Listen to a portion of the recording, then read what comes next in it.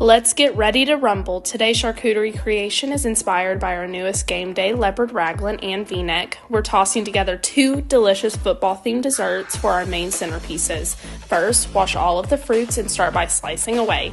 We use strawberries and honeydew to create a football shape on our plate with string cheese as our laces.